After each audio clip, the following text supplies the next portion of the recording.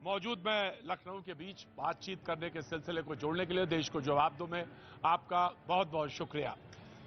आज सैटरडे का दिन और इसमें तमाम सारे वो लोग जो बातचीत के लिए यहाँ पे मौजूद हैं, उनसे एक सिलसिला, एक राब्ता जोड़ेंगे। आज का जो मुद्दा है, हालांकि 18-19 साल पहले का, जिसका कि जिक्र आज मैं यहाँ करने वाला हूँ, उसमें मौजू ये है कि सुप्रीम कोर्ट ने क्लीन चिट दी। उस पर हालांकि कांग्रेस ने एक सवाल खड़ा किया, बोले वो क्लीन चिट नहीं है, अपहेल्ड किया है। बहरहाल इन तमाम बहस के बीच में एक बात ये जरूर है कि पार्टी की तरफ से केंद्रीय गृह मंत्री ने भी इस बात को बहुत साफ गोई के साथ रखा कि इन 18-19 साल में प्रधानमंत्री ने किस तरह का एक तरह का ड्रामा, एक तरह का एक अवसाद लिया, लेकिन उसके बावजूद वो तमाम सारी न्यायिक प्रक्रिया के बीच में सम्मिलित होते रहे। और बहुत ना तो उन्होंने कोई सड़क पर किसी को कॉल दी, ये इशारा उस तरफ था जो एक दूसरा मसला चल रहा था, ये उस तरफ भी इशारा है। लेकिन आज बातचीत के सिलसिले में अहमदाबाद के वो जो दंगे हुए, उस पर एक बातचीत अब हो सकती है, क्योंकि न्यायिक उस इंटरव्यू में उन्होंने ये भी जिक्र किया कि हम सत्य जानते थे लेकिन उसका जिक्र नहीं कर सकते थे क्योंकि न्यायिक प्रक्रिया थी। लेकिन आज हम यहां पर बातचीत करने के सिलसिले को यहां पे एक बार फिर से जोड़ेंगे। और उन्होंने इस बात के लिए कहा कि 18-19 साल की लड़ाई, देश का इतना बड़ा नेता भगवान शंकर की तरह विषपान गले में ही उतार कर खड़ा रहा और सत्य सोने की तरह चमकता हुआ सामने आया। सबसे पहले मैं बीजेपी के प्रवक्ता को दूंगा, उसके बाद मैं तमाम सारे मेहमानों की तरफ रुख करता जाऊंगा, तारुफ कराता जाऊंगा। जनाब राकेश त्रिपाठी।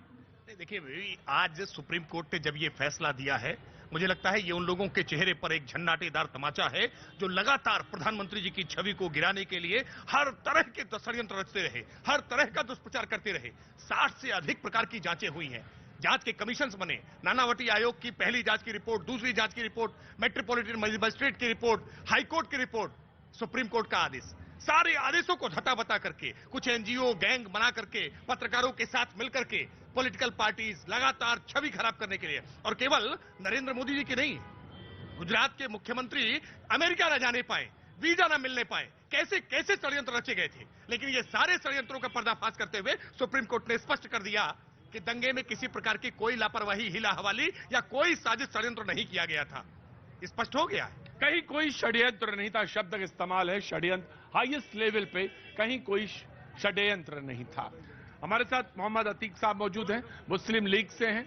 मैं उनका एक रिएक्शन लूंगा, उसकी तरफ फिर धीरे से आगे रुक करता हूं। जनाब रजा हुसैन साहब। जी जी। देखिए, सबसे पहले तो ये मैं उन लोगों के लिए कहूंगा जो हम पे इल्जाम लगाते हैं कि न्यायिक प्रक्रिया पे हमें भरोसा नहीं है। एक महिला ने 18 साल तक लोअर कोर्ट, हाई कोर्ट, आज सुप्रीम कोर्ट तक वो लड़ाई लड़ी। वो ठीक है कि न्याय हुआ नहीं, ये अलग की बात है।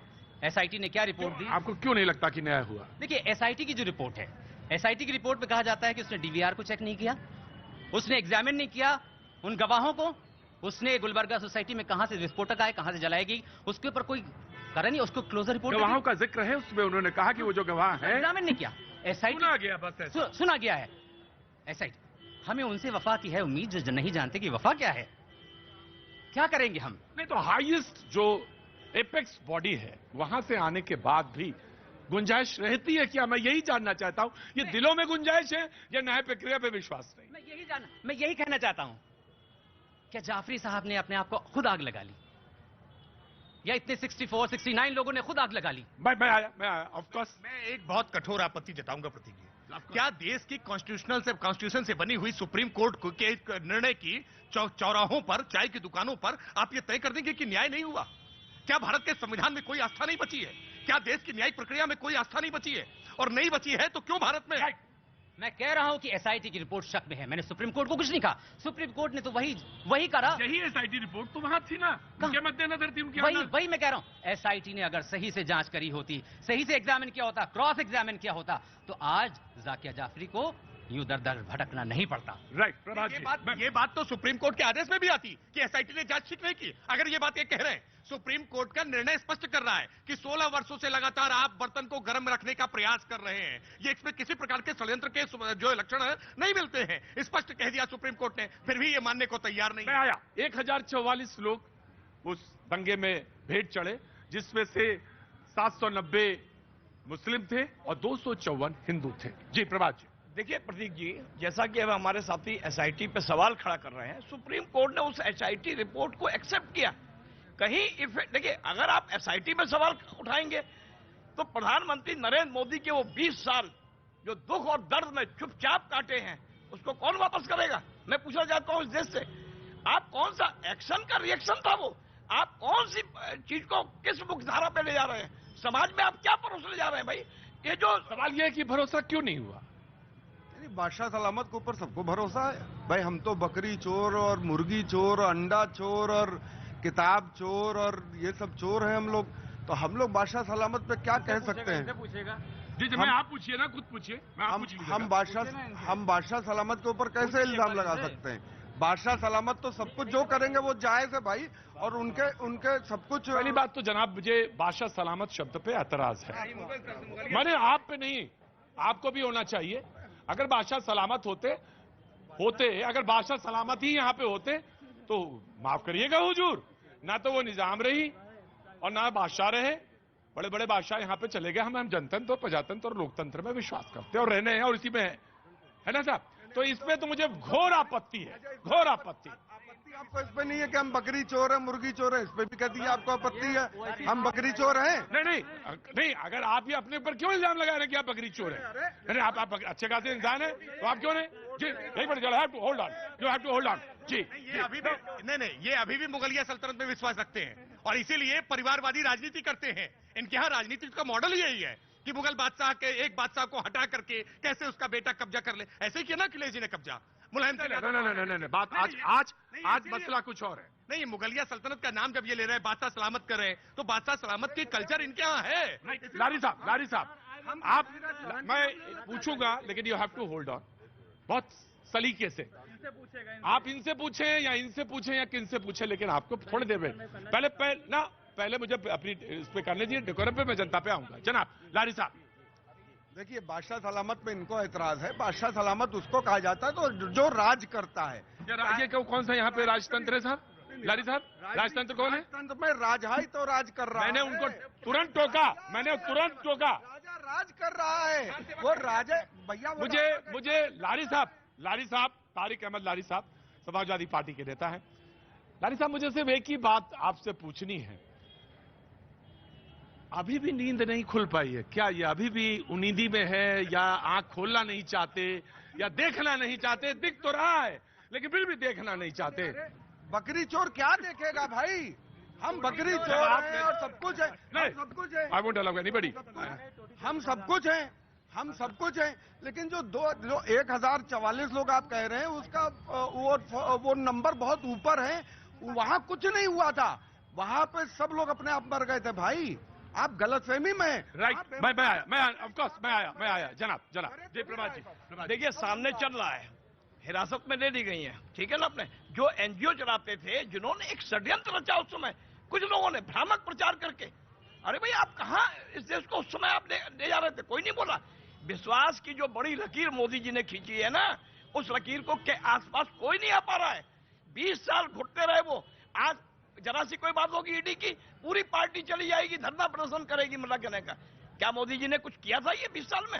राइट, मैं जनाब देखिए, लोकतंत्र में तो सबको भरोसा करना ही है। जिस तरीके से न्यायालय ने फैसला सुनाया है आज, तो न्यायालय जो फैसला सुना रहा है तो उनके पक्ष में भी सुनाना चाहिए कि जिन लोगों ने उस बदहाली में कोख में लात फाड़ करके मारा गया था, जलाया गया था, क्या उनके दर्द को न्यायालय ने नहीं समझा? 60 लोगों की जान चली गई, न्यायालय उस चीज को नजरअंदाज कर दिया कि वैसे ही अपने आप मारे गए सब के सब। सुप्रीम कोर्ट के जज इस बात को समझते हैं कि आपने देखा कुछ सालों पहले 5 सुप्रीम कोर्ट के जज बाहर आकर कहते हैं कि यहां भी गड़बड़ हमारे साथ हो रहा है। क्यों कह रहा था वो लोग? इसलिए कि कहीं न कहीं जब बड़े लोगों का मामला आ जाता है सामने, तो छोटे लोगों का मामला दबा दिया जाता है, उसको किनारे लगा दिया जाता है। जिक्र गोधरा कांड का भी है और उसमें वो इस बात का भी जिक्र हुआ कि मैंने देखा कि गोद में बच्ची थी और मैंने जलते हुए देखा, इसका भी जिक्र था, जिसकी प्रतिक्रिया स्वरूप वाली बात कर रहे थे। मैं आया राकेश, कांग्रेस की नेता।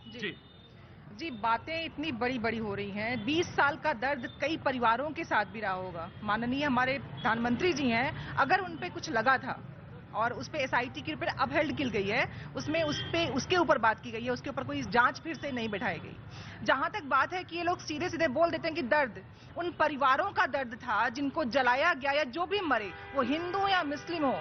आखिर अगर ये रिपोर्ट में लिख के आता है कि संलिप्तता या प्रत्यक्ष प्रमाण नहीं पाया गया, जब रिपोर्ट में ये लिखा गया है मतलब प्रमाण है तब भी सजा नहीं मिल रही है और प्रमाण नहीं है तब सजा मिलने की कोई गुंजाइश ही नहीं है। जब यहाँ की उत्तर प्रदेश में एक मंत्री का बेटा गाड़ी चला देता है, प्रत्यक्ष प्रमाण होने के बाद भी उस पर कोई कार्यवाही नहीं होती है, सुप्रीम कोर्ट को बोलना पड़ता है कि इतनी जल्दी क्यों की गई। उस सुप्रीम कोर्ट पे में कोई भी शक नहीं, गुंजाइश नहीं है, लेकिन उस सुप्रीम कोर्ट तक जो पहुंचा वो पहुंचाने वाला कौन था, उसकी रिपोर्ट करने वाला कौन? मैं आया जी। आरएलडी, देखिए, सवाल ये नहीं है कि कौन व्यक्ति दोषी है, कौन व्यक्ति दोषी नहीं है। क्या आप गोधरा के दंगों को नकार देंगे? क्या दंगे नहीं हुए देश में?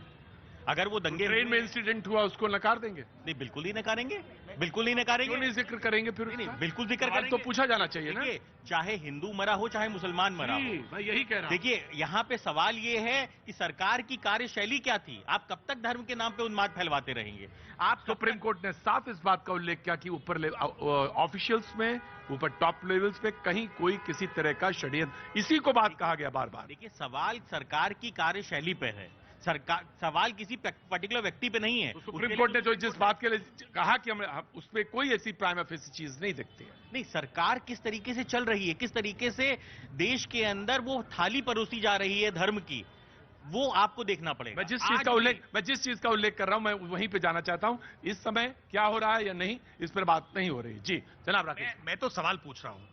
नानावटी कमीशन ने क्लीन चिट दी, इन्हें भरोसा नहीं। मेट्रोपॉलिटन मजिस्ट्रेट ने इनको क्लीन चिट दी, भरोसा नहीं। हाई कोर्ट ने क्लीन चिट दी, भरोसा नहीं। सुप्रीम कोर्ट ने क्लीन चिट दी, भरोसा नहीं। कैसे करेंगे भरोसा? वो पैमाना बता दें, वो बता दें मानक कि कौन सा मानक होगा। अरे भाई, जनता की अदालत ने क्लीन चिट दी है, जनता जनार्दन है और जनता ने क्लीन चिट दी है। फिर भी अब शर्मिंदा होकर के माफी मांगिए। यह समय माफी मांगने का है उन सारे लिबरल गैंग्स के लिए, वो सारे एनजीओ माफिया के लिए, वो सारे पॉलिटिकल पार्टीज के लिए ये माफी मांगने का अवसर है। राइट, मैं आया जी। सुधा जी। प्रतीक जी, बहुत आसान है अपने पीछे 15-20 को खड़ा लेके करके ताली बजवा लेना। सही बात बात ताली की नहीं है, बात ताली की नहीं है, बात सुप्रीम कोर्ट में जो कहा गया वही बात है। और सत्य बात को कहने के लिए इस तरह चुप होके या किसी बात को रोक के, आप जानते हैं कि दोनों मरे, हिंदू मुस्लिम दोनों मरे, इस सत्य को कोई ठुकरा नहीं रहा है। लेकिन उसके बाद अगर आपके अधिकारी ही संलिप्त थे तो सरकार किसकी थी? तो ये ऑब्जर्वेशन आने के बाद सुप्रीम कोर्ट का संदेह कहाँ है, किस पर संदेह है, यही मैं जानना चाहता हूँ। उस व्यवस्था पे है जहाँ पे, यानी आप माने कि वास्तव में कोर्ट का आंखों पे पट्टी बंधी है। बताइए, जब कोई घटना होती है तो क्या सुप्रीम कोर्ट के सभी लोग वहाँ मौजूद होते हैं? हम जो वहाँ भेजेंगे। आप तो प्रक्रिया, अरे आप कैसी बात कर रही हैं? खुदा, ये डॉक्टर साहब कैसी तर्क है? ये कुतर्क है, केवल कुतर्क है। कह रहे सुप्रीम कोर्ट के जज देखेंगे जाकर के। अरे भाई, पूरी प्रक्रिया है। सुप्रीम कोर्ट के निर्देशन में एसआईटी गठित हुई, एसआईटी ने जांच की, पूरी मामला मेट्रोपॉलिटन मजिस्ट्रेट से लेकर हाई कोर्ट, सुप्रीम कोर्ट तक गया। उसके बाद भी भरोसा नहीं कर रहे। अरे भाई, कैसे करेंगे भरोसा? क्या राहुल गांधी जी सर्टिफिकेट देंगे क्या? कितने प्रशासनिक अधिकारी पता ही नहीं चला कहाँ चले गए। आखिर वो व्यवस्था नहीं थी। सुप्रीम कोर्ट ने क्यों नहीं आवाज सवाल उठाया इस पर? यही तो बात है कि जब यानी आप ये कहिए ना, या तो ये कहिए कि नहीं भरोसा, गलत है। सुप्रीम कोर्ट पे पूरा भरोसा है क्योंकि वही संज्ञान ले रहा है हर चीज का। जुडिशियल प्रोसेस में ऑब्जर्वेशन बहुत बड़ी चीज होती है। और हमारी मोहतरमा सुधा जी जो कह रही है ना, ये स्पष्ट करें क्या इनको सुप्रीम कोर्ट के इस निर्णय पे भरोसा है कि नहीं है? क्या ये कानून की, देखिए, सवाल ये हो ही नहीं सकता। ये सवाल ही बेतुका है कि इस पे भरोसा है या नहीं। इनको नहीं है। Want to believe in it. जी जी। देखिए यहाँ पे लारी साहब, मैं आ रहा हूँ, बहस के लिए आ रहा हूँ। जी, मैं आ रहा हूँ। देखिए, यहाँ हिंदू मरा कि मुसलमान मरा, सबसे बड़ी बात है कि इंसान मरा। और दूसरी बात यह है, जब शासन था, जब कौन वहाँ पे मुख्यमंत्री था, उसके बाद कौन प्रधानमंत्री था, उन्हीं के बुजुर्ग थे, उन्हीं के नेता थे। उन्होंने कहा कि मैं मोदी जी से उम्मीद करूंगा कि ये राजधर्म का पालन करेंगे। तो जरूर कुछ ना कुछ कहानी रही होगी जो अपने ही चीफ मिनिस्टर के लिए प्राइम मिनिस्टर को बोलना पड़ा, जो उन्हीं के पार्टी के प्राइम मिनिस्टर थे, कांग्रेस के प्राइम मिनिस्टर नहीं थे। कुछ ना कुछ कहानी थी।